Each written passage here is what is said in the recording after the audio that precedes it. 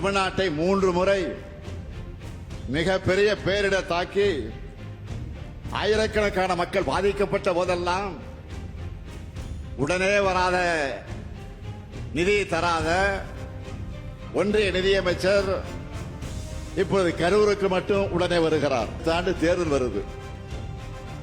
இதுல ஏதாவது அரசியல் ஆதாயம் கிடைக்குமா? இதை வச்சு யாரையாச்சும் மிரட்டலாமா, உருட்டலாமா அப்படின்னு பார்க்கிறான். சிறையிலே அடைத்தவர் அந்த கட்சியோடு நீங்கள் கூட்டணி வைத்திருக்கின்றீர்கள். அண்ணா திமுக அப்படி இல்ல.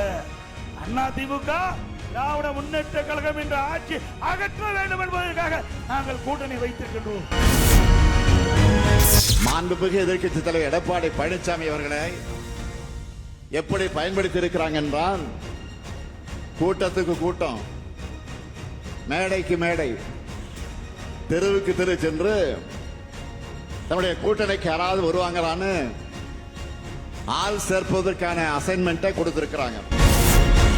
எனக்கு நடிகர் விஜய் நல்லா பிடிக்கும் தம்பி. அவர் காமெடியெல்லாம் நல்லா ரசிப்பேன். அவர் கபடி விளையாட்டில் உள்ள ஒரு காமெடியெல்லாம் தினம் பார்ப்பேன். அதனால எங்களுக்கு நேரடி உறவு தானே அவருக்கு. எனக்கும் அவர் படம் நடிக்காரு, நான் பார்த்துருக்கேன். நேரடி உறவு தானே இது. எல்லாரும் மேலேயும் விஜயா இருந்தாலும் சொன்னா அவரை கைடு பண்ண ஆளா இருந்தாலும் இந்த அரசு யாரையும் தப்ப விடாது, நடவடிக்கை எடுக்கும். அதனால விஜய் இவ்வளவு பெரிய கூட்டத்தை திரட்டுகிற சக்தியை பெற்றிருக்கிறார்.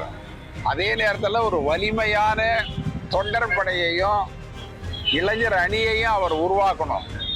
இனிமேல் வருகிற காலங்களில் இந்த கூட்டங்களை முறையா நடத்தணும்னா அவர்கிட்ட ஒரு வலிமையான இளைஞர் அணி வேணும். அவர்கள் கூட்டங்களை ஒழுங்குபடுத்தணும். ஏன்னா போலீஸே எல்லாருக்கும் செய்ய முடியாது. தம்பி விஜய் படிச்சு இவ்வளவு காலம் 50 வயசு ஆகுது அவருக்கு. 50 வயசுல அங்கிள்னு எல்லாரையும் கூப்பிட்டாரு. உங்களை பார்த்தா எல்லாரும் அங்கிள்கணும். நீர் 50 வயசுல நீர் அங்கிள்னு யாரையும் கூப்பிட்டாரு.